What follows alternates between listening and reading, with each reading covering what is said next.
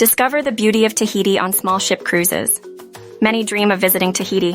One of the best ways to explore this stunning region is by taking a small ship cruise.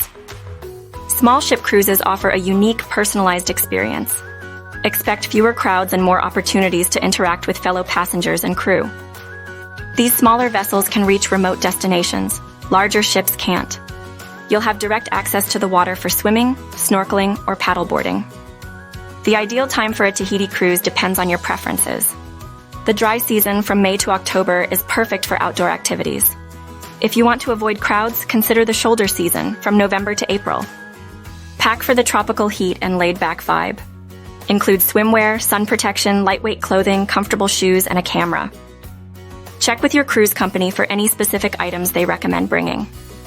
Tahiti and its nearby islands are breathtaking. Consider visiting Bora Bora, Moorea, Hua Hin, Taha, and Rangiroa. Each offers unique charm and a variety of activities. Small ship cruising in Tahiti offers several benefits. Expect a personalized experience, flexibility in your itinerary, access to remote areas, and a lower carbon footprint. A Tahiti cruise on a small ship is a fantastic way to explore this beautiful region at your own pace.